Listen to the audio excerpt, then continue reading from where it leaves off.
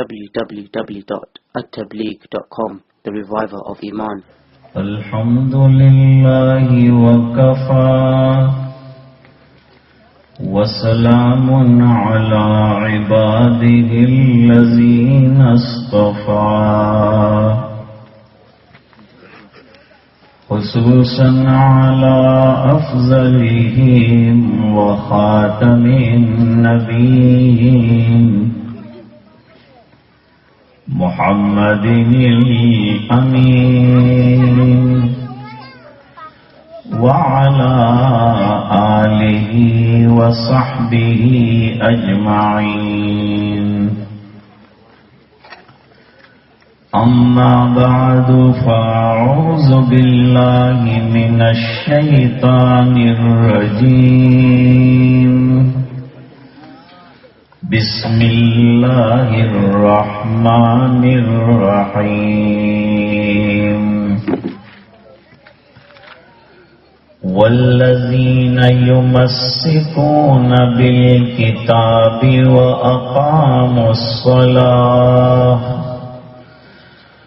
إنا لا نضيع أجر المصلحين.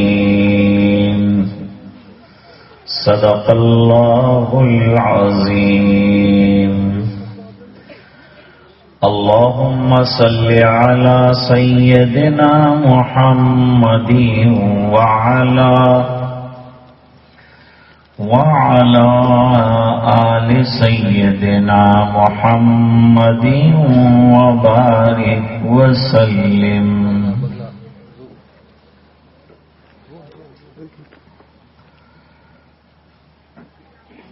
آج کے اجلاس کے صدر باوقار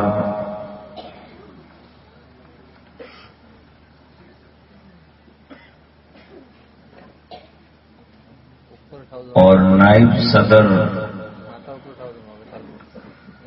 جمعیت علماء ہند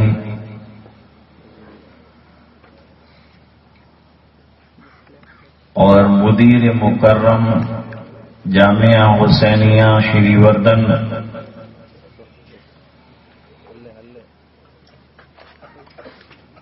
حضرت مولانا امان اللہ صاحب دامت برکاتہم،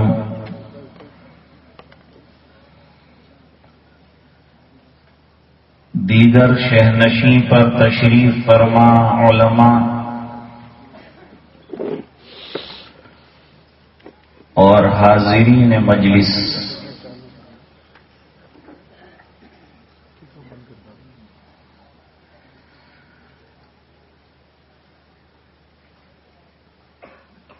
بہت مختصر سی ایک آیت کریمہ آپ کی خدمت میں پیش کی ہے.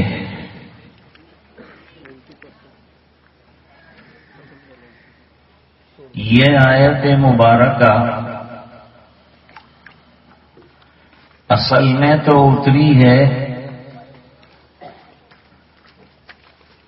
یہودیوں کے بڑے عالم حضرت عبداللہ ابن سلام رضی اللہ تعالی عنہ کے لیے اور ان کے اصحاب کے لیے جنہوں نے دین قبول کر لیا تھا اور دین حق کو قبول کرنے کے بعد پوری طرح اس پر عمل پیرا ہو چکے تھے. لیکن آیت کریمہ کا مضمون ہم سب کے لیے بہت زیادہ ضروری ہے اور اس میں ہماری پریشانیوں کا حل بھی ہے.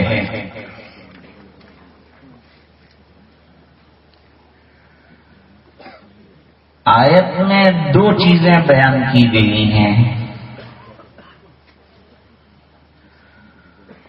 اور یہ دو چیزیں اگر مومن کی زندگی میں آ جائے تو اس کی پریشانیاں ختم ہو سکتی ہیں. اس کے حالات سنور سکتے ہیں،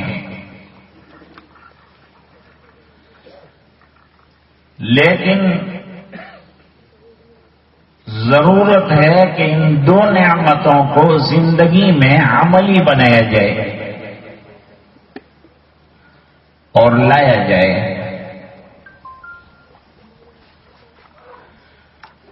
اللہ تعالی فرماتے ہیں والذین یمسکون بالکتاب، وہ لوگ جو کتاب اللہ کو مضبوطی کے ساتھ تھامتے ہیں۔ کتاب اللہ کو مضبوطی سے تھامنے کا مطلب کیا ہے؟ علماء فرماتے ہیں کہ اس کی تلاوت بھی کرتے ہیں اور اس پر عمل پیرا بھی ہوتے ہیں۔ قرآن کریم کو اپنا نصب العین بناتے ہیں، اپنی زندگی کا مقصد بناتے ہیں۔ حضرت عائشہ رضی اللہ تعالی عنہا سے پوچھا گیا تھا سرکار کے اخلاق کیا ہیں؟ نبی کریم صلی اللہ علیہ وسلم کے کیریکٹر اور مینرز کیا ہیں؟ تو حضرت عائشہ رضی اللہ تعالی عنہا نے فرمایا کہ تم تلاوت قرآن کرتے ہو، قرآن کریم پڑھتے ہو۔ آج امت کے بہت بڑے طبقے میں قرآن کریم کی تلاوت کو بالائے طاق رکھ دیا ہے۔ گھروں میں قرآن موجود ہے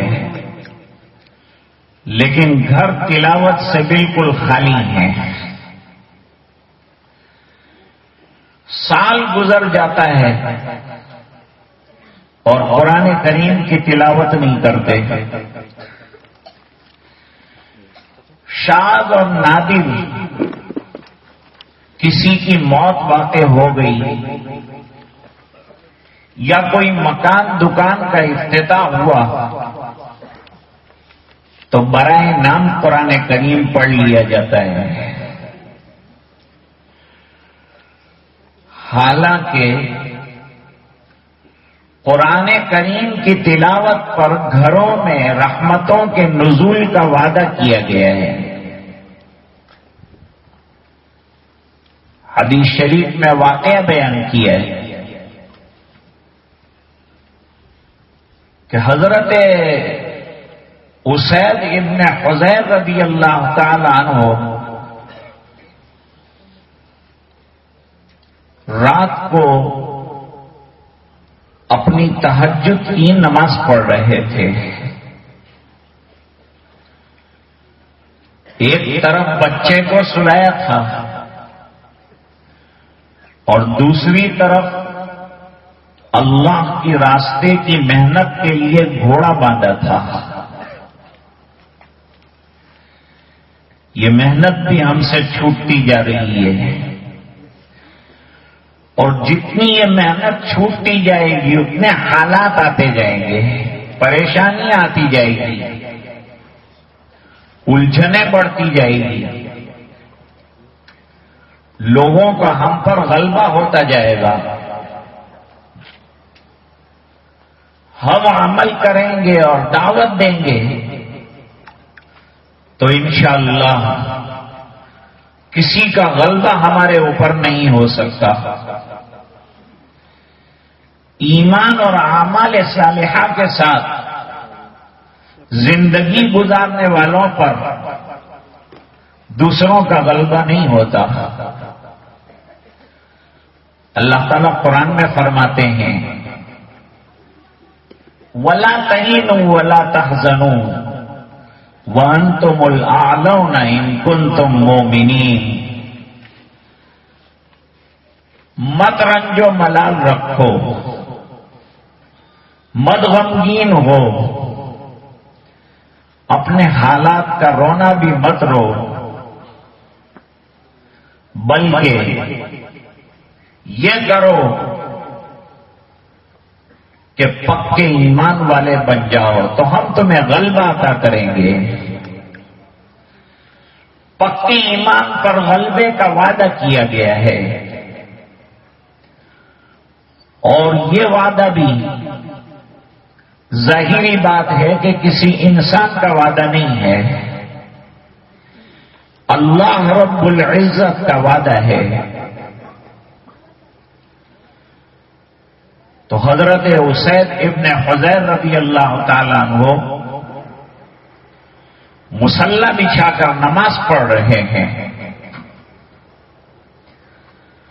نماز میں بڑی لمبی سورت پڑھی ہے، بڑی لمبی سورت۔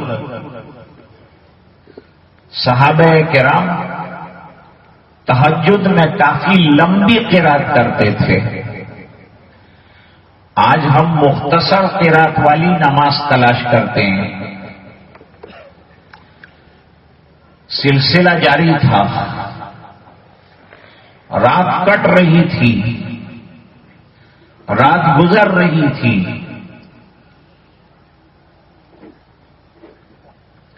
اور نماز ہو رہی تھی، لیکن اچانک گھوڑا بھٹکنے لگا۔ جلدی نماز ختم کر لی، موقع اور محل کے اعتبار سے نماز مختصر کر لی۔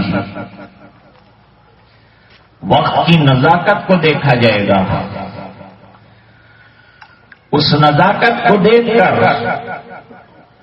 اپنی نماز کو مختصر کر دیا اور ذرا باہر آنگن میں نکلے، آسمان پر دیکھا۔ جب آسمان پر دیکھا تو ستاروں کا ایک سائبان نظر آیا، اور یہ سائبان اوپر کی طرف جاتا ہوا نظر آیا۔ حیران ہوئے کہ یہ کیا چیز ہو سکتی ہے؟ ایسا ستاروں کا گروہ تو میں نے دیکھا نہیں، ایسا چراغوں کا جھرمٹ تو دیکھا نہیں، یہ ہے کیا؟ دیکھتے رہے۔ فجر کی نماز میں جناب رسول اللہ صلی اللہ علیہ وسلم کے پیچھے نماز پڑھنے کے بعد اپنا پورا ماجرا بیان کیا، اپنا پورا واقعہ بیان کیا۔ آپ نے فرمایا، اسید تلاوت قرآن کریم کرنے کی وجہ سے سکینہ نازل ہو رہی تھی، رحمت نازل ہو رہی تھی۔ اگر تو پڑھتا رہتا قرآن کریم تو میں صحابہ کرام کو تلاوت قرآن پر گھروں میں رحمتوں کا اترنا بتاتا۔ اس سے پتہ چلا کہ قرآن کریم کی تلاوت پر رحمتوں کا نزول ہوتا ہے۔ آج ہمارے گھر رحمتوں سے خالی ہیں۔ حدیث پاک میں فرمایا، اپنے گھروں کو قبرستان بننے سے بچاؤ۔ صحابہ کرام نے عرض کیا، سرکار گھر کیسے قبرستان بن سکتے ہیں؟ سرکار نے جواب دیا، جن گھروں میں تلاوت قرآن نہیں ہوتی وہ گھر قبرستان نما بن جاتے ہیں۔ قبر میں مردہ بھی نہیں پڑتا، نہیں پڑھ سکتا، اور جس گھر میں نماز نہیں ہوتی وہ گھر ویران ہے اور قبرستان سے کم نہیں ہے۔ تو فرماتے ہیں جو لوگ کتابوں کو تھامتے ہیں یعنی قرآن کریم کو تلاوت کرتے ہیں، مضبوطی کے ساتھ اس پر عمل پیرا ہوتے ہیں۔ تمسک کے معنی عمل کرنے کے بھی ہیں، تمسک کے معنی مضبوطی کے ساتھ تھامنے کے ہیں، مضبوطی اور جماؤ کے ساتھ قرآن کریم کو لے کر چلتے ہیں، زندگیوں کو عملی بناتے ہیں۔ اللہ تعالیٰ ان سے حالات کو دور فرما دیتے ہیں، ان سے پریشانیوں کو رفع فرما دیتے ہیں، ان کو سکون عطا فرماتے ہیں۔ بیرونی طور پر کتنے بھی حالات آئیں گے لیکن ایمان والے کا دل بالکل پرسکون رہے گا، اسے حالات ستا نہیں سکتے۔ اگر دل میں قرآن کریم ہو اور قرآن کریم پر عمل ہو تو دنیا کی کوئی طاقت بے قرار نہیں کر سکتی۔ میں ایک مثال دوں آپ کو۔ مثال کے طور پر ایک آدمی ٹرین میں سفر کر رہا ہے اور سفر کرتے ہوئے وہ فرسٹ کلاس میں بیٹھا ہے، لیکن جب ٹکٹ چیک کرنے والا آتا ہے تو وہ بے چین ہو جاتا ہے، پریشان ہو جاتا ہے، ادھر دیکھتا ہے ادھر دیکھتا ہے۔ لوگ پوچھتے ہیں کہ بھائی یہ کالے کوٹ والے سے تو اتنا پریشان کیوں ہے؟ تو وہ جواب دیتا ہے کہ میں اے سی میں بیٹھا ہوں لیکن مجھے پسینہ آ رہا ہے اس بنا پر کہ میرے پاس ٹکٹ نہیں ہے۔ ٹکٹ نہیں ہے تو اے سی میں پریشان ہے، اے سی میں بھی حیران ہے۔ لیکن دوسرا ایک شخص ہے جو سیکنڈ کلاس میں سفر کر رہا ہے، ٹی سی اپنا جسم رگڑ کر اس کے پاس سے جاتا ہے لیکن وہ پرواہ نہیں کرتا۔ اور پرواہ کیوں کرے گا؟ وہ ٹکٹ لے کے سوار ہوا ہے، تو ٹکٹ لے کر سوار ہوا سیکنڈ کلاس میں، اسے باسپورس کی فکر نہیں ہے، اس کا دل مطمئن ہے، اور بغیر ٹکٹ کے فرسٹ کلاس میں بیٹھنے والا سکون نہیں پاتا۔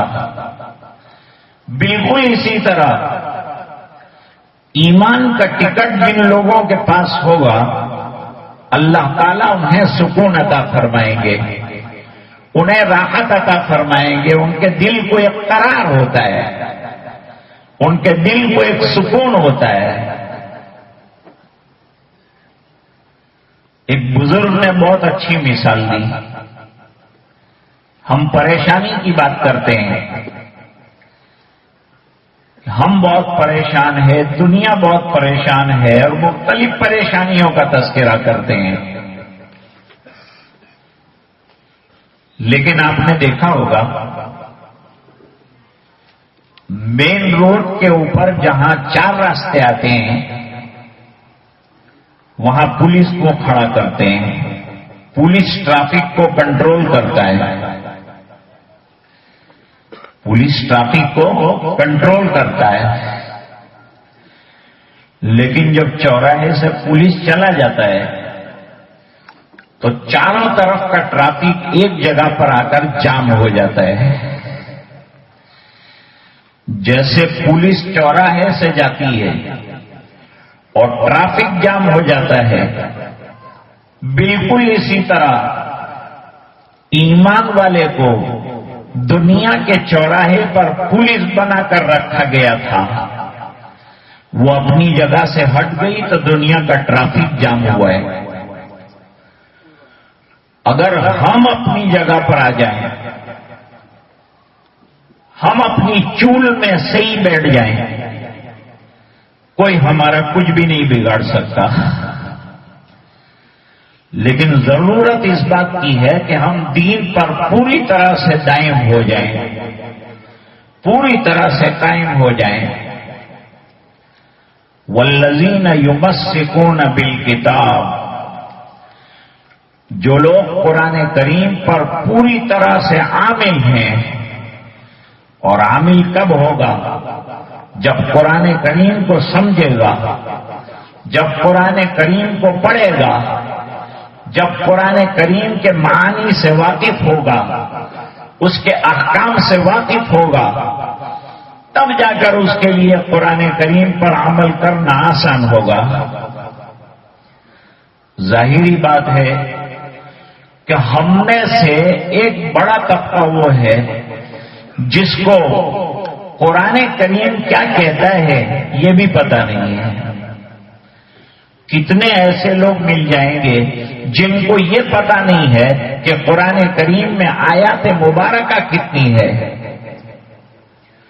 ہم بہت دور نہیں جاتے. آج ہماری پریشانیوں کے حل کے لیے ہم صرف اتنا کہتے ہیں کہ کتاب اللہ کو زندگی میں اتارو اور نماز کے پابند بن جاؤ. کل میں نے عرض کیا تھا 20 کروڑ مسلمانوں میں 2% نمازی ہیں. فجر کی نماز میں ایک بہت بڑا طبقہ نظر نہیں آتا. مسجدیں خالی پڑی ہوئی ہیں. مجھے واقعہ یاد آیا، امریکہ میں ایک کلچر سینٹر ہے. ایسے تو کوئی کلچر سینٹر ہے. کلچر سینٹر میں وہ لوگ عبادت کرتے ہیں، نماز پڑھتے ہیں. یہ اللہ نے ہمارے ملک میں سہولتیں دی ہے، جہاں چاہیں ہم مساجد بنا لیتے ہیں. وہاں ایک مسجد کے لیے لوگ 30-30 میل کا سفر کرتے ہیں، 50-50 میل کا سفر کرتے ہیں. ان کو ایک مسواک ملنا مشکل ہوتا ہے. ہمارے پاس مسواک کا ڈھیر ہے، کوئی لینے والا نہیں. گھر میں قرآن ہے، کوئی پڑھنے والا نہیں. مصلے لگے ہوئے ہیں لیکن کوئی نماز پڑھنے والا نہیں ہے. جب نماز پڑھ کر وہاں سے جمعہ کی نماز تھی، کلچر سینٹر نام دیا ہے اور بندے عبادت کر رہے ہیں، نماز پڑھ رہے ہیں. نماز پڑھ کر جب وہاں سے نکلے تو باہر ایک انگریز کھڑا ہوا تھا.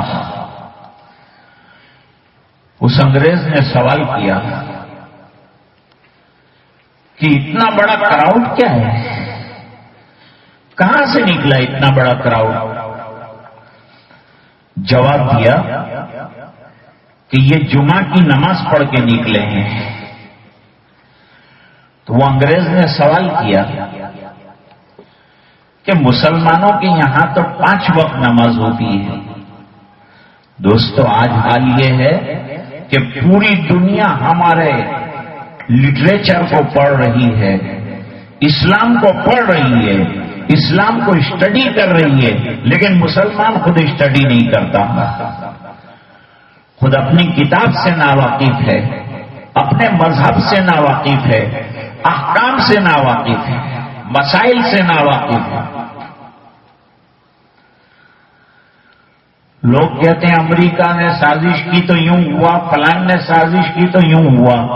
5 وقت نماز پڑھنے میں کس کی سازش ہے؟ کون روکتا ہے نماز پڑھنے جانے کے لیے؟ سرکار سے محبت کی بات کرتے ہیں، بہت اچھی بات ہے. وہ چھوٹا بچہ بہت اچھی تقریر کر رہا تھا. اس نے بہت عشقیہ اور بہت پیاری پیاری بات بتائی.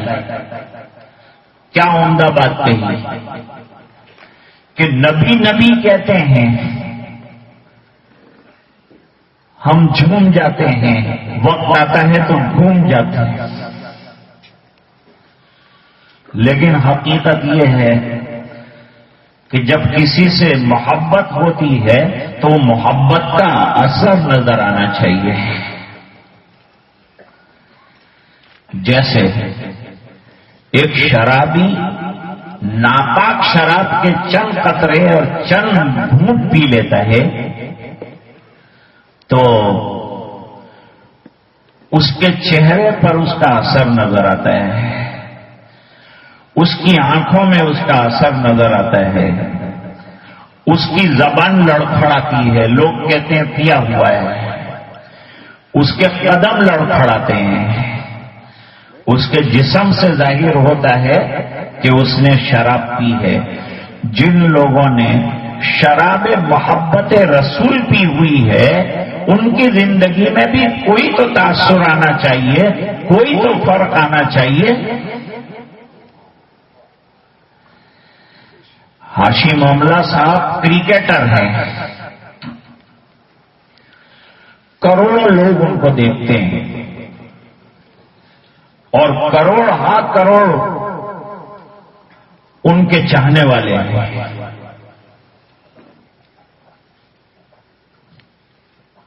لیکن وہ داڑھی کے ساتھ کھیلتے ہیں. ہمارے نوجوان کو ایسا کوئی چانس نہیں ملا ہے، لیکن وہ داڑھی سے کتراتا ہے، سرکار کی اس پیاری سنت سے دور زندگی گزار رہا ہے. ہاشم املا صاحب کو جب پوچھا گیا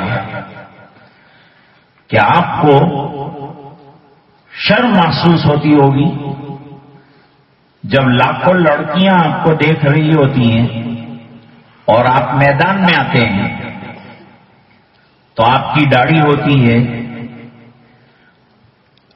آپ کی تصویریں ٹیلی ویژن پر ہوتی ہیں، آپ کو کیسا لگتا ہے؟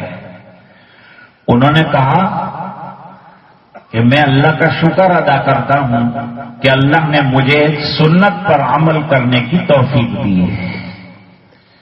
مجھے اس بات پر خوشی محسوس ہوتی ہے کہ اور تو کوئی عمل نہیں کر سکا، لیکن اتنا کام کم سے کم میں کر سکا ہوں کہ سرکار کی ایک سنت کی نشر و اشاعت میدان میں کھڑا رہ کر کرتا ہوں. یہ بہت بڑی بات ہے. اور قرآن پڑھنے کا ان کا معمول کیا ہے؟ ان کا حال یہ ہے کہ وہ قرآن کریم پڑھتے ہیں ایئرپورٹ پر بیٹھ کر.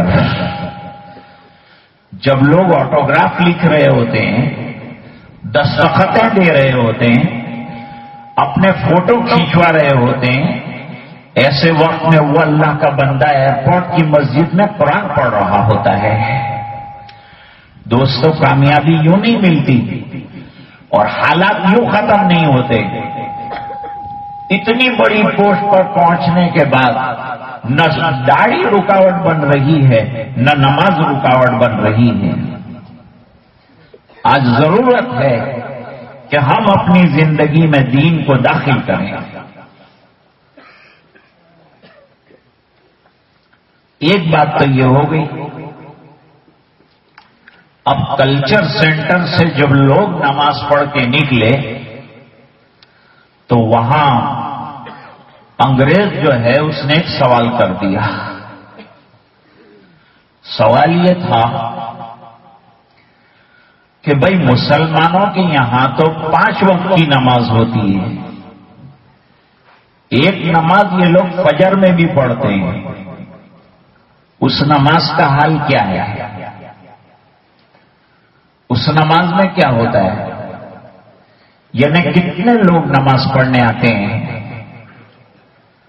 بتایا بتانے والوں نے کہ یہ جو کراؤڈ ہے اس کا 5% فجر کی نماز میں آتا ہے. تو کہا باقی لوگ کہاں جاتے ہیں؟ کہتے ہیں باقی لوگ نگلیکٹ کر دیتے ہیں، فجر کی نماز نہیں پڑھتے. آج ہماری مسجدیں فجر میں خالی رہتی ہیں، جمعہ دیکھتے ہیں تو بھر جاتی ہیں، لیکن عام وطن نمازیں فجر میں نہیں ہماری ہوتی، مسجد خالی رہتی ہے. چند لوگ ہوتے ہیں جو فجر کی نماز میں آتے ہیں. اس نے کہا جس دن مسلمان فجر کی نماز اتنی پابندی سے پڑھنے والے بن جائیں گے جتنی پابندی سے جمعہ پڑھتے ہیں، تو جہاں میں کھڑا ہوں وہاں اسلام آ جائے گا، وہاں اسلام کا پرچم لہرائے گا۔ حدیثوں میں واقعہ بیان کیا ہے،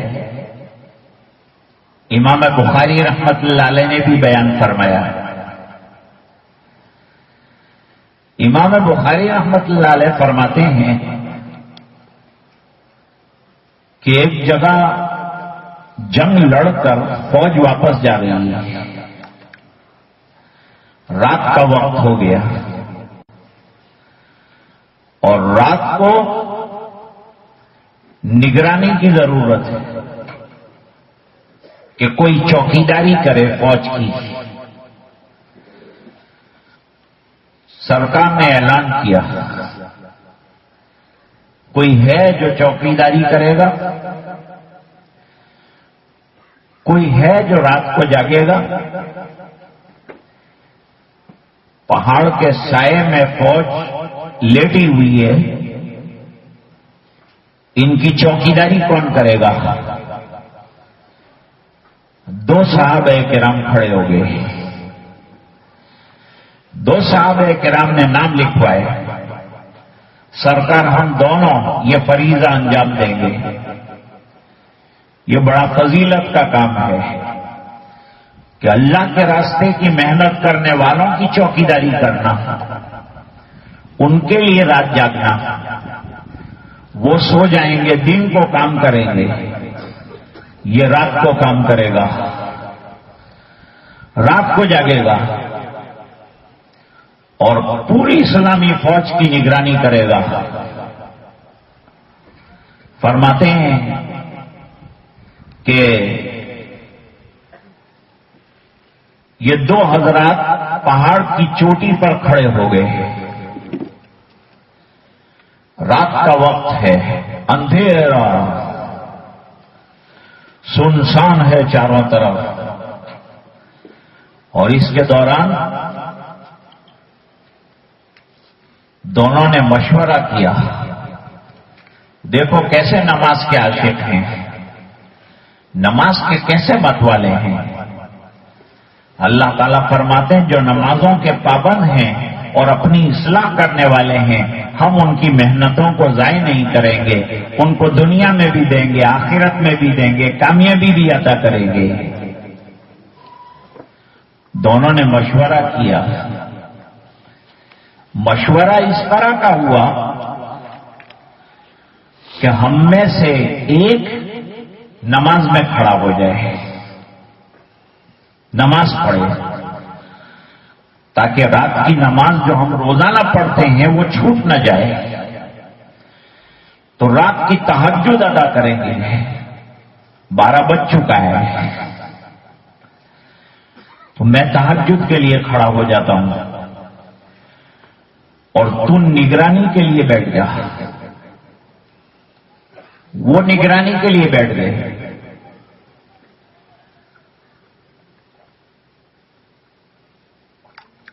اب یہ نگرانی کر رہے ہیں، وہ نماز پڑھ رہے ہیں،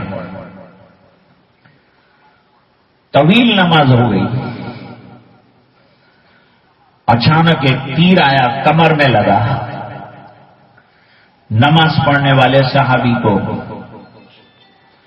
تھوڑی دیر کے بعد دوسرا تیر آیا، وہ بھی آ کے کمر میں چبھ گیا، وہ بھی لگ گیا۔ اب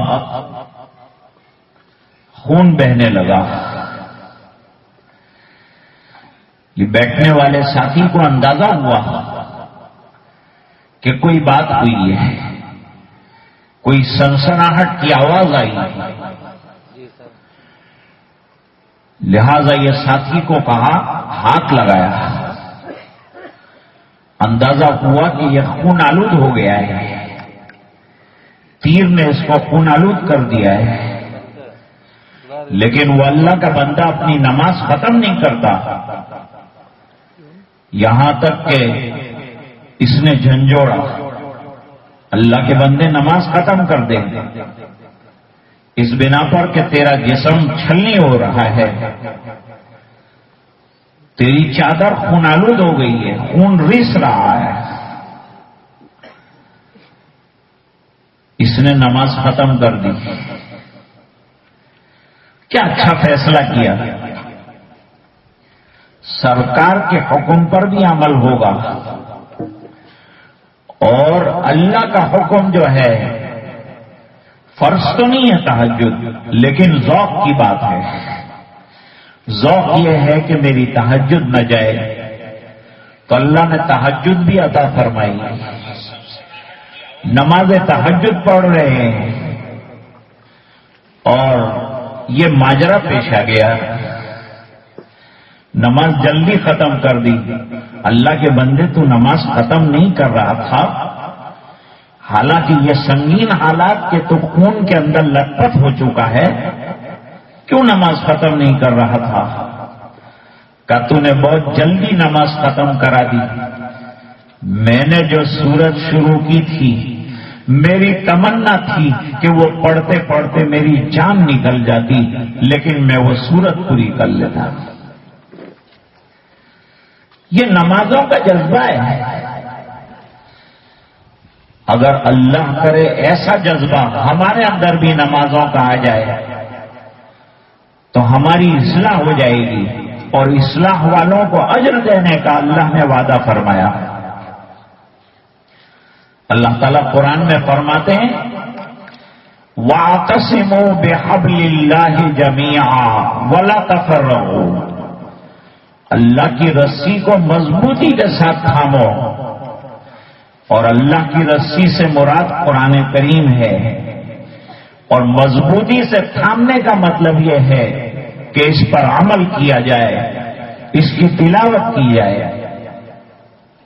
میرے والد صاحب ایک مثال دیتے تھے، اور عجیب مثال دیتے تھے کہ قرآن کریم اللہ کی طرف سے لٹکایا ہوا لفٹ ہے، اگر یہ لفٹ میں ہم بیٹھ گئے اور اس کا بٹن دبا دیا تو یہ سیدھا جنت میں پہنچنے والا لفٹ ہے۔ یہ رسی اللہ تعالیٰ نے لٹکائی ہے، اس کو مضبوطی کے ساتھ تھامو، تمہارے آپس کے اختلافات بھی ختم ہو جائیں گے۔ اور نماز کے عاشقوں کا تو عجیب و غریب معاملہ رہا ہے۔ خواجہ معین الدین چشتی سنجری اجمیری رحمت اللہ علیہ بڑے اللہ والے ہیں۔ ہندوستان میں ان کے ہاتھ پر 90 لاکھ لوگوں نے دین قبول کیا ہے۔ خالی اجمیر سے دہلی جانے کے لیے نکلے تھے، 7.5 لاکھ لوگوں نے آپ کے ہاتھ پر توبہ کی تھی۔ ماں سے جا کے تذکرہ کیا، امی جان میرے ہاتھ پر 7.5 لاکھ لوگوں نے آپ کی دعا سے توبہ کی۔ ماں نے کہا بیٹا اس کے اندر میرا بھی حصہ ہے۔ نہیں امی جان آپ کا حصہ نہیں ہے، بلکہ سب کچھ آپ کا ہے۔ جمعیت علماء کی بات کر رہے تھے، وہ جمعیت علماء کا کردار آزادی دلانے کا بھی رہا اور دیش کو آزاد رکھنے کا بھی رہا۔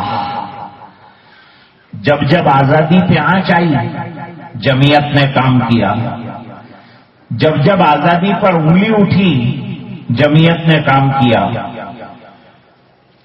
ہندوستان میں اور دیش میں ہمارا تشخص اور ہماری آزادی دینی اعتبار سے اور ملی اعتبار سے ختم نہ ہو جائے، اس کی تمام تر کوشش جمعیت العلماء نے کی ہے۔ اب جمعیت العلماء کے ایک بزرگ کا واقعہ سناؤں آپ کو۔ حضرت مولانا حسین احمد مدنی رحمت اللہ علیہ عجیب و غریب شخص ہیں۔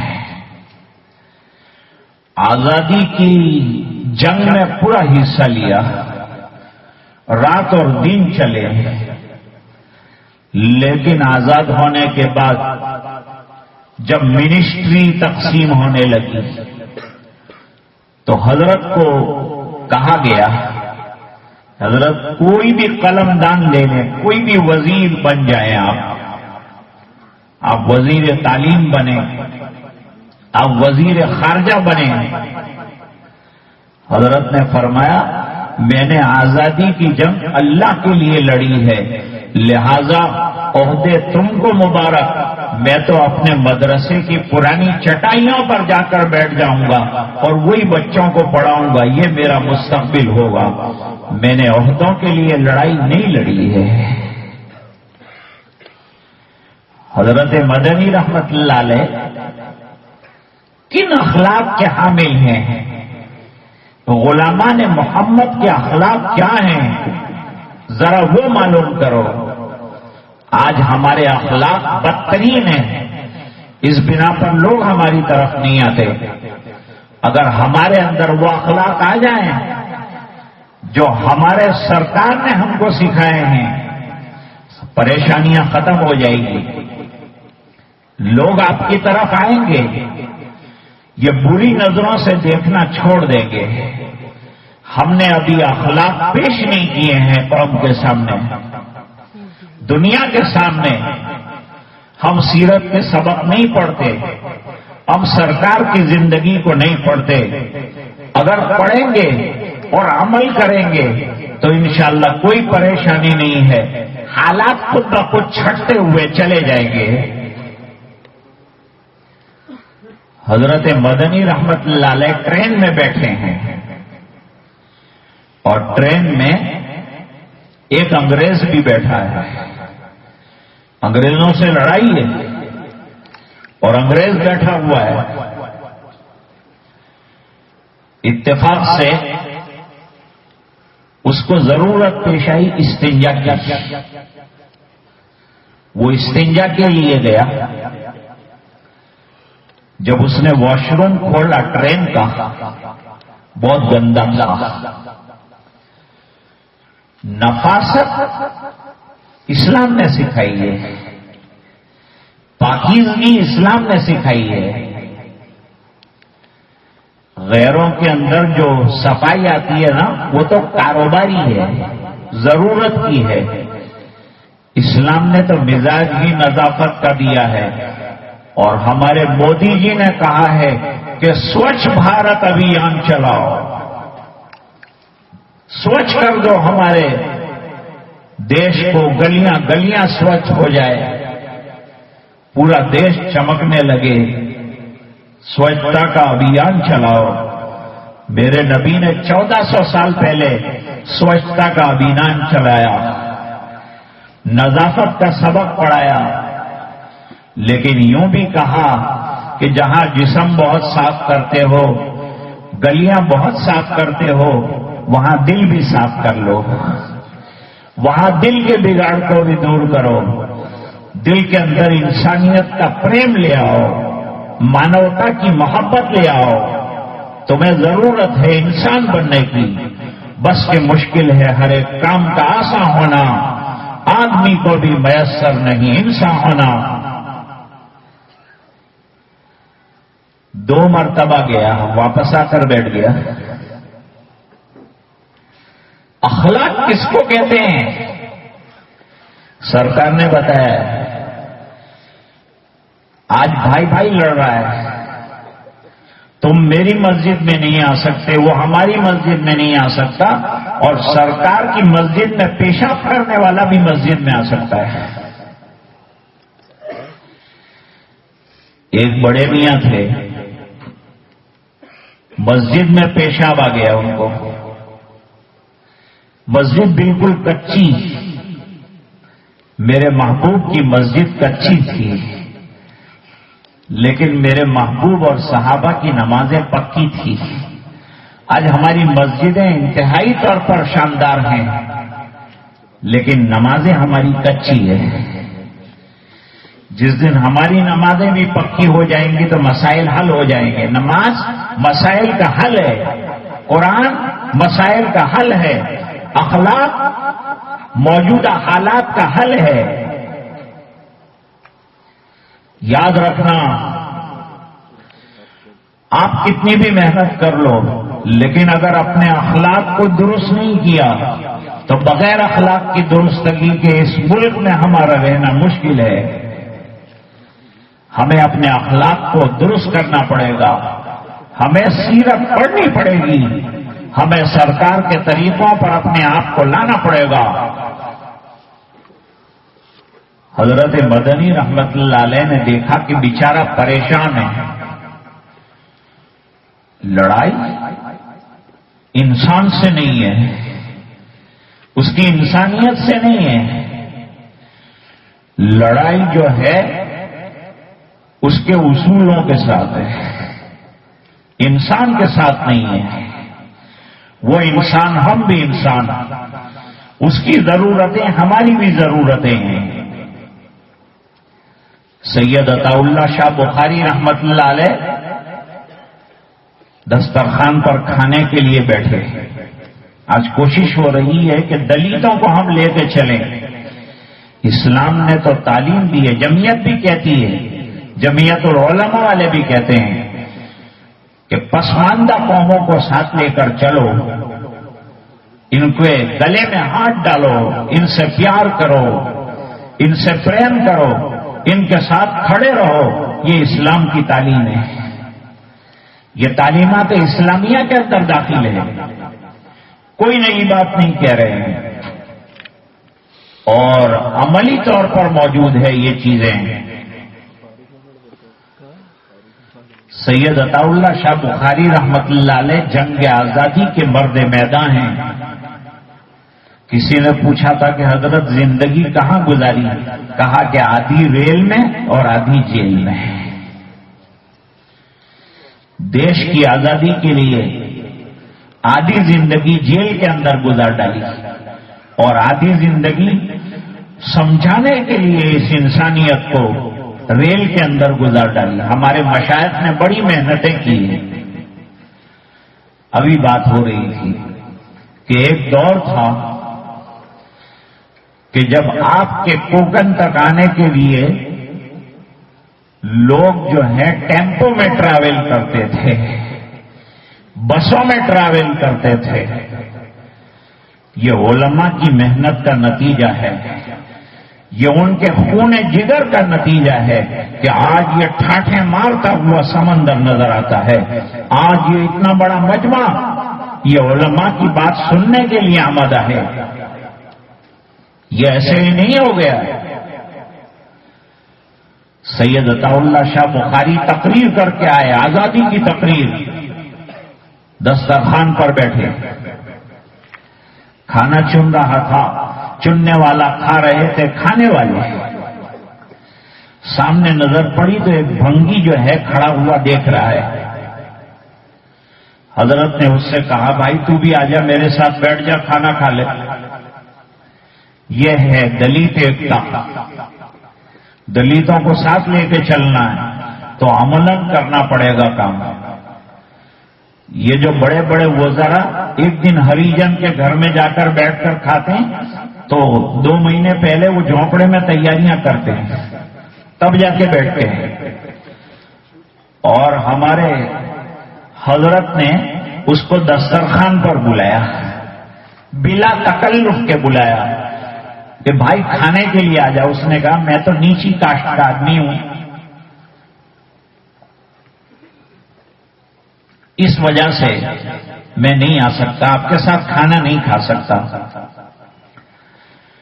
ارے بھائی نیچی کاسٹ کے لوگوں کو کیا بھوک نہیں لگتی؟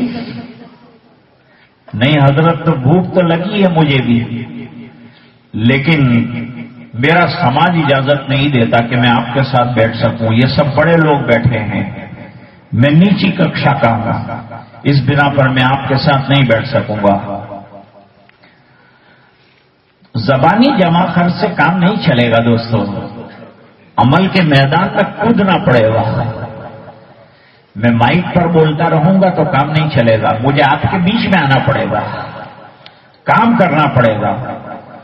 ہم کو ہماری وردیاں اتار دینی پڑے گی، آپ کو ہمارے ساتھ چلنا پڑے گا، علماء کی پکار پر کندھے سے کندھا ملانا پڑے گا تو مسائل ختم ہوں گے۔ ہم سرد مہری کے ساتھ بیٹھے رہیں گے تو کام نہیں چلے گا۔ آپ حکومت کی بات میں اتنا گھبرا کیوں ہوئے ہیں؟ طلاق ثلاثہ کا مسئلہ آیا، اتنے پریشان کیوں ہیں؟ ہم نماز پڑھتے ہیں تو اللہ کے لیے پڑھتے ہیں، روزہ رکھتے ہیں تو اللہ کے لیے رکھتے ہیں، زکات دیتے ہیں تو اللہ کے لیے دیتے ہیں، حکومت کے لیے نہیں دیتے۔ تو ہم جو ہے طلاق پر بھی عمل کریں گے تو اسلام کے نقطۂ نظر سے کریں گے۔ اگر آپ علماء کے پاس جانا شروع کر دیں، اپنے علاقے کے علماء سے مشورہ کریں اور اپنے یہاں کی جو تنظیمیں علماء کی ہیں ان سے اپنے آپ کو وابستہ کریں، آپ کو کوئی پریشانی نہیں ہوگی، آپ کو کسی کا دروازہ کھٹکھٹانے کی ضرورت نہیں ہے، بس شریعت کو اپنے دامن میں لے کر چلنے کی ضرورت ہے، کوئی پریشانی نہیں ہوگی۔ سید عطا اللہ شاہ بخاری رحمت اللہ علیہ اٹھے، اس کو پکڑ کر لائے اور اپنے پڑوس میں بٹھایا، اور بٹھانے کے بعد اس کو کہا کھاؤ، اب وہ کھا نہیں رہا ہے۔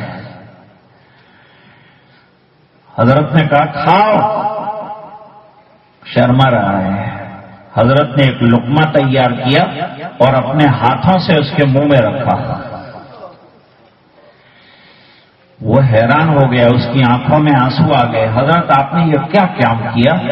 اپنے ہاتھوں سے مجھے لقمہ کھلایا، اتنے میں حضرت نے دوسرا لقمہ کھلایا، اتنے میں حضرت نے تیسرا لقمہ کھلایا، اور حضرت نے چوتھا لقمہ آدھا اس کو کھلایا اور اس کا آدھا بچا ہوا خود کھایا۔ وہ دسترخوان سے ہاتھ دھو کر اٹھا اور وہ گھر گیا اور اپنی پوری فیملی کو لے کر فجر کے اندر آیا، اور آ کر حضرت سید عطا اللہ شاہ بخاری رحمت اللہ علیہ کے ہاتھ پر ایمان لایا کہ میں نے کتابوں میں جن بڑے لوگوں کی باتوں کو پڑھا تھا، جو انسان کو انسان سمجھتے ہیں، اور جن کے اخلاق کی بات کو میں نے پڑھا تھا، وہ کتابوں میں دیکھا تھا، لیکن آج ایسا ऋषि منی میرے سامنے آ گیا اور اس نے بتایا کہ وہ لا الہ الا اللہ کا پڑھنے والا ہے، میں بھی وہ کلمہ پڑھ کر جنت میں داخل ہونا چاہتا ہوں۔ تو حضرت مولانا حسین احمد مدنی رحمت اللہ علیہ نے وہ انگریز کو دیکھا کہ بیچارہ جاتا ہے اور واپس آ جاتا ہے، جاتا ہے واپس آ جاتا ہے، کوئی پرابلم ہے۔ تو حضرت اٹھ کر چپکے سے ٹوائلٹ کی طرف گئے، اور وہاں جانے کے بعد دروازہ کھولا تو دیکھا ٹوائلٹ واقعی بہت گندا ہے، آستینیں چڑھائی، پائچے اوپر کر دیے، چھینٹے نہ اڑ جائیں، نظافت کی بات ہے نا، طہارت کی بات ہے۔ اسلام میں طہارت کا بڑا حصہ ہے۔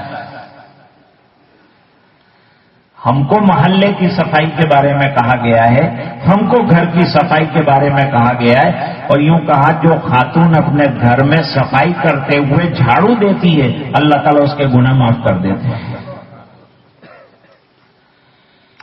صفائی پر بھی یہ وعدہ ہے۔ حدیث میں فرمایا اپنی مسجدوں کو صاف رکھو، اپنے گھروں کو صاف رکھو۔ سرکار گھر میں خود جھاڑو دیتے ہیں اور گھر میں صفائی کرتے ہیں۔ حدیث پاک میں فرمایا راستے میں تکلیف دینے والی چیز کو ہٹاؤ۔ صفائی نہیں ہے تو کیا ہے؟ ٹریفک کا اصول بھی بتا دیا کہ بالکل گاڑی بیچ میں پارک مت کرو کہ پیچھے آنے جانے والوں کو تکلیف ہو جائے۔ سرکار نے 1400 سال پہلے ٹریفک کا اصول بتایا ہے، صفائی کا اصول بتایا ہے، راستے میں کوئی تکلیف دینے والی چیز کو نہ ڈالا جائے۔ حضرت نے سگریٹ کے ڈبے جمع کیے اور سگریٹ کے ڈبے جمع کر کے اندر جتنی نجاست تھی وہ تمام کو سمیٹ کر اندر ڈال دیا اور پھر لوٹا لیا اور لوٹا لے کر پورا ٹوائلٹ دھویا اور دھونے کے بعد پھر ہاتھ دھوئے اور ہاتھ دھو کر اپنی جگہ آ کر بیٹھ گئے. اب بیٹھے ہوئے ہیں. تھوڑی دیر کے بعد انگریز سے کہا کہ آپ واش روم میں جانا چاہتے تھے؟ کہا وہ بہت گندا ہے، میں نہیں جا سکتا، شاید کسی نے صاف کر دیا ہوگا. کہا مجھے یہ کمپارٹمنٹ میں ایسا تو کوئی آدمی نظر نہیں آتا کہ جو ٹوائلٹ میرے لیے صاف کر دے، ایسا کوئی نظر نہیں آتا، سب انڈین لوگ ہیں. کہا آپ ٹرائی تو کر لیجیے، ذرا دیکھ تو لیجیے، شاید کسی نے صاف کر دیا ہو تو تمہارا کام ہو جائے گا، تمہاری ضرورت پوری ہو جائے گی. آدمی بے چین ہوتا ہے، جب تک اس کا پیٹ صاف نہ ہو جائے پریشان رہتا ہے.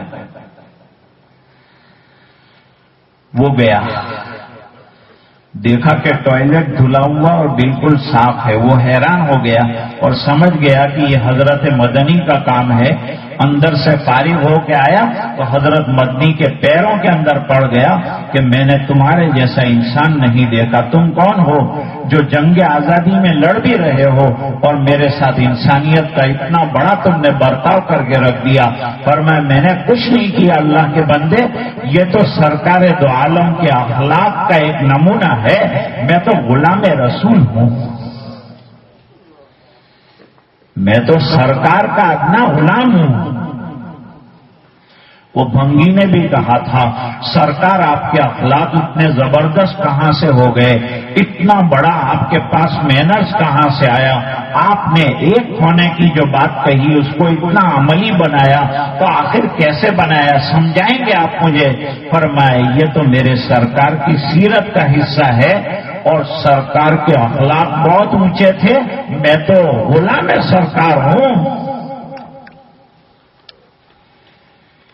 خواجہ معین الدین چشتی اجمیری رحمت اللہ علیہ کی والدہ نے کہا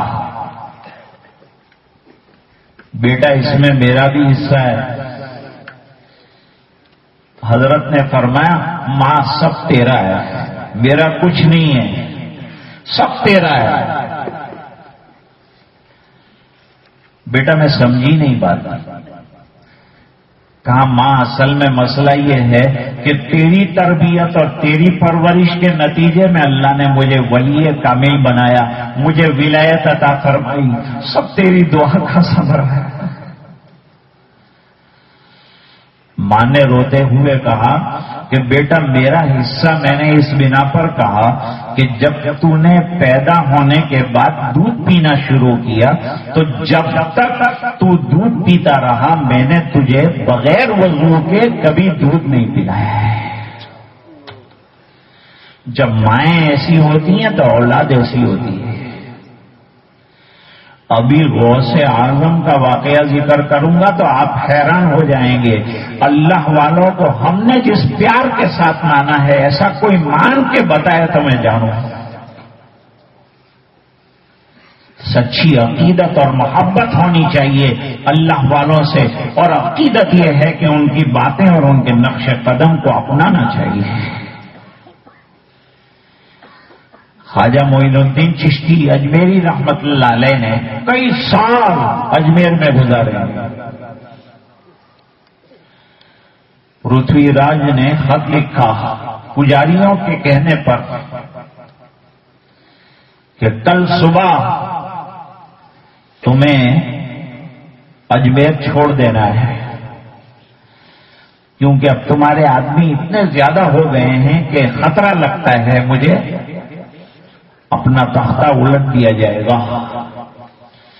میرے پجاریوں نے بھی یہ بات بتائی، لہذا کل فجر آفتاب طلوع ہونے سے پہلے اپنی خانقاہ کو چھوڑو، اپنے لوگوں کو لے کے نکل جاؤ، روانہ ہو جاؤ. حضرت نے خط پڑھا. اللہ والوں کی بات کرتا ہوں. خواجہ معین الدین چشتی سنجری اجمیری رحمت اللہ علیہ کی بات کرتا ہوں. حضرت خواجہ صاحب رحمت اللہ علیہ نے خط پڑھنے کے بعد کہا لاؤ ہمارے ہتھیار لاؤ. ارے آپ کے پاس کون سے ہتھیار ہیں؟ فرمایا اتنے سال سے میرے پاس رہتے ہو تو معلوم نہیں ہے تمہیں کہ میرے پاس کیا ہتھیار ہے؟ کہ نہیں حضرت ہم سمجھے نہیں، کیا ہتھیار ہے؟ فرمایا ہتھیار کے نام پر مسلح ہے،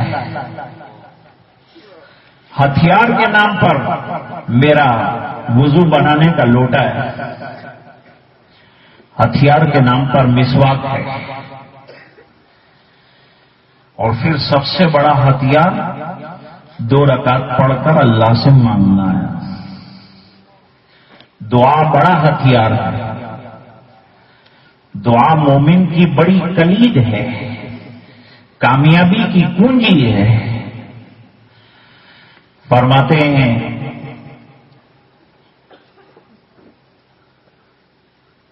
وضو بنا لیا،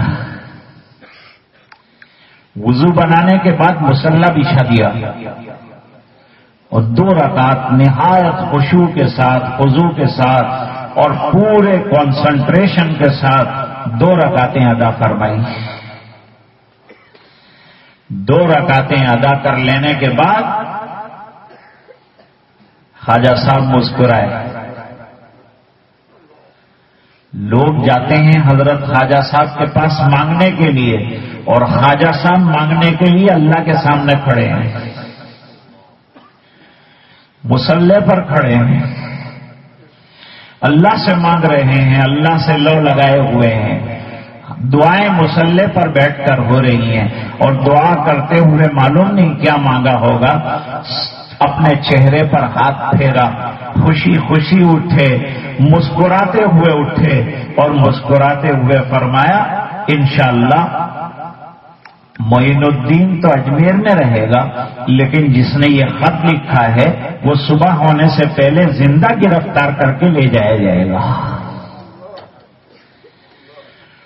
اور تاریخ نے بتایا کہ صبح شہاب الدین غوری آئے اور آفتاب طلوع ہونے سے پہلے پرتھوی راج کو پکڑ کر لے گئے. ایک واقعہ اتفاق سے یاد آیا، غوث اعظم رحمت اللہ علیہ کا نماز سے کیا بنتا ہے اور نماز سے کیا ہوتا ہے. ہم لوگ 2 رکعت ایسی نماز پڑھ لیں اللہ بیڑے پار کر سکتا ہے. 2 چیزیں ہو جائیں، ہمارے اندر اصلاح آ جائے، ہمارے بگاڑ دور ہو جائیں، ہماری خرابیاں ختم ہو جائیں. غوث اعظم رحمت اللہ علیہ کو کسی نے ہدیے میں 21,000 کا گھوڑا دیا تھا. اس زمانے کے 21,000 یعنی موجودہ زمانے کے 21 لاکھ ہو گئے. 21,000 کا گھوڑا حضرت نے باندھا تھا. تہجد میں کھڑے ہو گئے. غوث اعظم رحمت اللہ علیہ لکھتے ہیں ولایت کا پہلا زینہ تہجد کی نماز ہے. جو تہجد نہیں پڑھتا ولی نہیں بن سکتا، اور جو 5 وقت کی نماز نہیں پڑھتا وہ پکا مسلمان نہیں رہ سکتا. فرماتے ہیں جو 5 وقت کی نماز جماعت کے ساتھ پڑھے اس کے پکے مسلمان ہونے کی شہادت دے دو. ترمذی کے اندر روایت موجود ہے. اس لیے نماز کے بننے پر زندگی کا بننا ہے، پورے دین کا بننا ہے، اور نماز کے بگڑنے پر دین کا ڈسٹرب اور زندگی بھر کا ڈسٹرب ہونا ہے. طے کر لو جوانوں کہ صلاحیتوں کو لگائیں گے تو نماز میں لگائیں گے، صلاحیتوں کو لگائیں گے تو قرآن پہ لگائیں گے، اور آج سے علماء کے مشورے سے چلیں گے. مسائل کا حل ہوتا چلا جائے گا. اب جیسے ہی تہجد کی نماز شروع کی تو ایک چور انتظار کر رہا تھا. اس نے گھوڑا کھولا، لے کے چلا گیا. حضرت نماز پڑھتے رہے پورے انہماک کے ساتھ، نماز ختم نہیں فرمائی. آج ہماری نمازوں کا کیا حال ہے دوستو؟ کوئی وقت ملا پڑھ لی، ذرا سی گڑبڑ ہو گئی، ہم نے نماز کو چھوڑ دیا. نمازوں کے عاشق بن جاؤ، نمازوں کے پابند بن جاؤ. نماز کے بغیر زندگی نہ ہو ہماری، جیسے مچھلی پانی کے بغیر نہیں رہ سکتی، اس لیے جب تک نماز نہ پڑھ لو وہاں تک سکون نہیں ہونا چاہیے۔ ہم لوگ کیا کہتے ہیں؟ جلدی جلدی کھا لو، نہیں جلدی جلدی نماز پڑھ لو پھر آرام سے کھانا کھائیں گے۔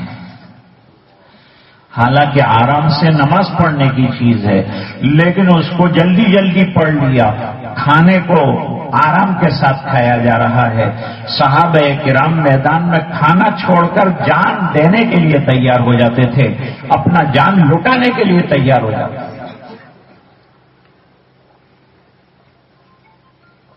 غوث اعظم رحمت اللہ علیہ نے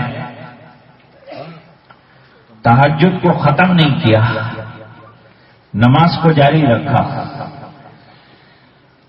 یہاں تک کہ نماز ختم ہو گئی۔ فجر کی نماز کے بعد مجلس لگتی ہے حضرت رحمت اللہ علیہ کی، وہ مجلس کے اندر بیٹھے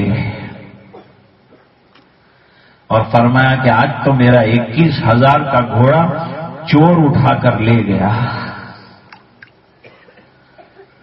لوگوں نے افسوس کیا، حضرت نماز توڑ سکتے تھے، تہجد کی نماز تو نفلی ہے، اور قیمتی چیز اگر کوئی چرا کے لے جاتا ہو تو نماز اس کے لیے توڑی جا سکتی ہے۔ حضرت نے فرمایا میرے نزدیک نماز 21,000 کے 21 گھوڑوں سے بہتر ہے۔ گھوڑے کی کیا حیثیت ہے 2 رکعتوں کے مقابلے میں، سجدوں کے مقابلے میں گھوڑے کی کیا حیثیت ہے؟ 3 دن تک بیٹھے رہے، چوتھے دن جو گھوڑا لے گیا تھا وہ لے کے آیا، حضرت آپ کا گھوڑا واپس کرنے آیا ہوں۔ کیوں؟ کہا اس بنا پر کہ اس پر میں 1 دن بھی سوار نہیں ہوا اور یہ میرے اوپر 3 دن سوار رہا، اس لیے بہتر ہے کہ آپ کا گھوڑا آپ کے پاس رہے۔ حضرت نے اپنے مریدوں کو مخاطب کیا اور مخاطب کر کے کہا کہ میں پہلے ہی تم کو کہہ رہا تھا اور میں پہلے ہی تم کو بتا رہا تھا کہ جو آدمی اپنے آپ کو اللہ کا گرویدہ بنا دیتا ہے اور اللہ کے احکام پر اپنی زندگی گزار دیتا ہے، اللہ تعالیٰ اس کی جان کی، مال کی، عزت کی، آبرو کی، تمام چیزوں کی حفاظت کرتے ہیں۔ آج کی آیت کریمہ کے 2 خلاصے آپ کے سامنے آئے۔ ایک تو قرآن کریم کو مضبوطی کے ساتھ تھامنا، ایک مزاج بناؤ، گھر میں قرآن کریم کے پڑھنے کا، ماں بہنیں بھی پڑھیں، بچے بھی پڑھیں، بڑے بھی پڑھیں، اور دوسری چیز نمازوں کی پابندی پر اپنے آپ کو لے آؤ، انشاءاللہ اصلاح بھی ہو جائے گی اور خرابیاں دور بھی ہو جائے گی اور مسائل حل ہوتے ہوئے چلے جائیں گے۔ ہمارا کام ہے اللہ کے احکام پہ چلنا، مسائل کا حل کرنا اللہ کی طرف سے ہوگا، اللہ تعالیٰ عطا فرمائیں گے۔ اللہ تعالیٰ آج کے اجلاس کو قبول فرمائے۔ جب سے ہم لوگ آئے چاروں طرف ہم نے دیکھا کہ نوجوان جو ہیں برابر محنتوں میں لگے ہوئے ہیں اور علماء کے ساتھ برابر لگے ہوئے ہیں۔ مجھے حضرت مفتی نذیر صاحب دامت برکاتہم کا حکم ہوا تو میں تو بہت تھکا ہوا تھا، لیکن چونکہ ان کا حکم آ گیا، اس بنا پر جو ہے گاڑی کو یہ دور دراز جو ہے راستے سے آپ تک پہنچنے کے لیے محنت کروائی گئی اور اللہ نے آپ کی محبت میں یہاں تک پہنچا بھی دیا اور یہ چند باتیں اللہ نے اپنے فضل سے کہلوا بھی دی۔ اللہ تعالی ہم سب کو عمل کرنے کی توفیق عطا فرمائے، نمازوں کا سچا عاشق بنائے، قرآن کریم کے ایک ایک حرف سے پیار عطا فرمائے اور اس کی تلاوت کا جذبہ عطا فرمائے۔ ہمارے علاقے میں ایک تلاوت کرنے والے کو میں نے پوچھا کتنے قرآن تم نے ابھی پڑھے ہیں؟ کہا روزانہ 1 قرآن شریف ختم کرتا ہوں، 24 گھنٹے کے اندر کرتا ہوں، اب تک 4,500 قرآن ختم کر چکا ہوں۔ دوستو اس زمانے میں ہمارے بچاؤ کی شکل جو ہے وہ عبادت ہے، ہمارے بچاؤ کی شکل اللہ کی اطاعت ہے، ہمارے بچاؤ کی شکل سنت رسول صلی اللہ علیہ وسلم ہے، ہمارے بچاؤ کی شکل اخلاق عالیہ ہے۔ یہ تمام چیزوں کو اپنانا پڑے گا، اللہ ہماری حفاظت کریں گے، کوئی ہمیں مٹا نہیں سکتا۔ دین کے بقا کا اللہ نے قیامت تک کا وعدہ کیا ہے، یہ دین اللہ کا ہے اور اللہ اس کی حفاظت کریں گے۔ رہ گیا یہ میری اور آپ کی حفاظت کیسے ہوگی، اس کا ایک ہی راستہ ہے کہ ہمارے اندر دین ہوگا تو حفاظت ہوگی، اور دین نہیں ہوگا تو حفاظت کی کوئی گارنٹی نہیں ہوگی۔ اللہ مجھے، آپ کو اور پوری امت کو اس کی توفیق عطا فرمائے، اور آپ کی تمام مسائل جمیلہ کو اللہ تعالیٰ جو آج کی ہے آپ نے اور ایک عرصے سے کرتے آ رہے ہیں قبول فرمائے، اور جمعیت کا جو سلسلہ ہے اس کو بھی جاری فرمائے، اور ہمارے حضرت مفتی رفیق صاحب دامت برکاتہم العالیہ کا جو ٹرسٹ چل رہا ہے وہ بھی دن دگنی رات چگنی ترقی کرے، اور اس کے افراد جو کام کر رہے ہیں اللہ تعالیٰ ان کو ترقیات سے مالا مال فرمائے، اور ہر طرح سے غضب جو پہنچا رہا ہو کوئی، اللہ تعالیٰ ان تمام شرور سے اور تمام مفسدوں سے حفاظت فرمائے، اور حاسدین کے حسد سے حفاظت فرمائے، خیر اور عافیت کے ساتھ بستی کو ترقیات سے نوازے، ایک بنائے، نیک بنائے، ہمارے اندر اتحاد پیدا فرمائے۔ نماز میں آنا شروع کر دو تو اتحاد بھی آ جائے گا، قرآن کریم پر عمل آ جائے تو اتحاد بھی آ جائے گا۔ وآخر دعوانا ان الحمدللہ رب العالمین۔ دعا تو صدر صاحب کریں گے۔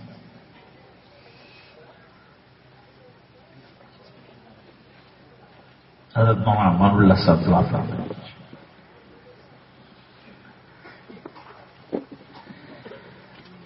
درود پاک پڑھنے۔ اللہم صلی علی سیدنا محمد وعلی آل سیدنا محمد وبارک وسلم۔ اللہم صلی علی سیدنا محمد وعلی آل سیدنا محمد وبارک وسلم۔ اللہم صلی علی سیدنا محمد وعلی آل سیدنا محمد وبارک وسلم۔ رب اغفر وارحم وانت خیر الراحمین۔ ربنا آتنا فی الدنیا حسنہ وفی الآخرۃ حسنۃ وقنا عذاب النار وقنا عذاب القبر وقنا عذاب الحشر وقنا عذاب الفقر وقنا عذاب الدین واحشرنا یوم القیامۃ مع الابرار۔ ربنا لا تزغ قلوبنا بعد إذ هديتنا وهب لنا من لدنك رحمة إنك أنت الوهاب۔ ربنا إنك جامع الناس ليوم لا ريب فيه إن الله لا يخلف الميعاد۔ ربنا اغفر لنا ذنوبنا وإسرافنا في أمرنا وثبت أقدامنا وانصرنا على القوم الكافرين۔ اللهم إنا نسألك الهدى والتقى والعفاف والغنى۔ اللهم إنا نسألك العافية في الدنيا والآخرة۔ اللهم إنا نسألك رضاك والجنة ونعوذ بك من سخطك وغضبك والنار۔ اللهم اهدنا واهد بنا واجعلنا سببا لمن اهتدى۔ اللهم اهد الناس جميعا، اهدنا الصراط المستقيم صراط الذين أنعمت عليهم من النبيين والصديقين والشهداء والصالحين وحسن أولئك رفيقا۔ إليك رب فحببنا وفي أنفسنا لك فذللنا وفي أعين الناس فاعزمنا وعلى صراطك المستقيم فقومنا وعلى أعدائك أعداء الإسلام فانصرنا وعن سيء الأخلاق فجنبنا وعلى صالح الأخلاق فقومنا۔ یا مقلب القلوب ثبت قلوبنا على دینک، یا مصرف القلوب صرف قلوبنا الى طاعتک۔ حسبنا اللہ لدیننا، حسبنا اللہ لدنیانا، حسبنا اللہ لمن بغى علینا، حسبنا اللہ لمن کادنا بالسوء۔ اے اللہ ہمارے گناہوں کو معاف فرما، اے اللہ ہماری کوتاہیوں سے درگزر فرما، اے اللہ اپنا فضل اور کرم شامل حال فرما۔ اے اللہ ہم بہت بڑے مجرم ہیں، اے اللہ ہم بہت بڑے گناہگار ہیں، اے اللہ ہم بہت بڑے خطاکار ہیں، اے اللہ ہم بہت بڑے ریاکار ہیں، اے اللہ ہم بہت بڑے ضیاکار ہیں، اے اللہ ہمارے جرائم کو درگزر فرما دے، اے اللہ اگرچہ ہم بہت بڑے خطاکار ہیں لیکن تو بہت بڑا غفار ہے، اے اللہ ہم مغفرت کے امیدوار ہیں، اے اللہ مغفرت کی بھیک دے دے، اے اللہ کرم کے فیصلے فرما دے، اے اللہ اگر تو نے معاف فرما دیا تو تیری شان میں کوئی کمی نہیں آئے گی، اے اللہ ہم جیسوں کی بگڑی بن جائے گی، اے اللہ ہماری بگڑی بنا دے، اے اللہ پوری امت کی بگڑی بنا دے، اے اللہ پوری امت کے حال پر رحم فرما دے، اے اللہ تیری مان کر زندگی گزارنا نصیب فرما دے، اے اللہ موجودہ حالات پہ ہمیں دین پر جمنے والا بنا دے، اے اللہ دین پہ تعلق رکھنے والوں سے تعلق رکھنے والا بنا دے، اے اللہ علماء کے مشوروں سے چلنے والا بنا دے، اے اللہ ان کے اشاروں پر زندگی گزارنے والا بنا دے، اے اللہ ان کا احترام اور ادب ہمیں عطا فرما دے، اے اللہ حضور پاک صلی اللہ علیہ وسلم کی سچی محبت عطا فرما، آپ صلی اللہ علیہ وسلم کی سچی اطاعت عطا فرما، نبی کریم صلی اللہ علیہ وسلم کی اتباع زندگی اور زندگی کے ہر شعبے میں نصیب فرما، اے اللہ اپنی رضائے دائمی عطا فرما، اے اللہ قرآن کریم کے ایک ایک حرف سے ہمیں پیار عطا فرما، اے اللہ اس کی تلاوت کا ذوق عطا فرما، اے اللہ اس کے احکام پر عمل درآمد نصیب فرما، اے اللہ نمازوں کا پابند بنا دے، اے اللہ تلاوت کا شیدائی بنا دے، اے اللہ ہمیں نمازوں کا عاشق بنا دے، اے اللہ ہمیں سرکار کی ایک ایک ادا کا پیار عطا فرما دے، اے اللہ ہماری زبان کو ذاکر بنا دے، اے اللہ ہمارے قلب کو شاکر بنا دے، اے اللہ ہمارے جسم کو تیرے احکام پر نادر بنا دے، اے اللہ ہمیں ازواج اور اولاد کے فرما بردار عطا فرما، اے اللہ نافرمانیوں سے ہماری بھی حفاظت فرما اور ہماری اولاد کی بھی حفاظت فرما، اے اللہ نوجوانوں نے جو محنت کی ہے اور علماء نے جو محنت کی ہے اس اجلاس کے کامیاب کرنے کے لیے ان کو جزائے خیر عطا فرما، اے اللہ ان کو بہتر سے بہتر بدلے عطا فرما، اے اللہ تمام شرکائے پروگرام کو قبول فرما، دور دراز سے اللہ تیرے نام کی نسبت سے آنے والوں کا آنا منظور فرما دے، اے اللہ قبول فرما دے، اور جو اچھی باتیں سنی اس پر کہنے والے کو اور سامعین کو عمل کرنے کی توفیق عطا فرما، بیماروں کو شفا عطا فرما، پریشانوں کی پریشانیاں دور فرما، جو الجھنوں میں گرفتار ہیں ان کی الجھنیں دور فرما، اے اللہ جو مقروض ہیں غیر سے قرضوں کے پورا ہونے کی سبیل پیدا فرما، اے اللہ پورے مجمع کی مغفرت فرما، امت کے ایک ایک فرد کی مغفرت فرما، اے اللہ اپنے دلوں میں جو حاجتیں لے کر آئے ہوئے ہیں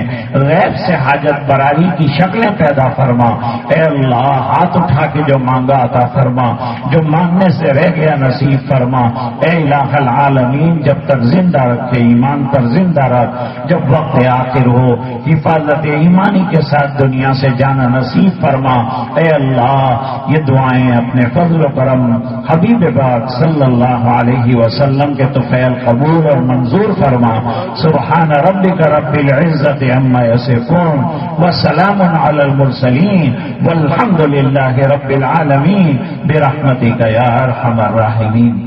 اب تمام حضرات سے ملاقات تو مشکل ہے، اس لیے ہم سلام عرض کرتے ہیں اور آپ جواب عنایت فرما دیں اور اس کو مسافے کے قائم مقام سمجھیں تو آپ کا بڑا احسان ہوگا۔ السلام علیکم ورحمۃ اللہ وبرکاتہ۔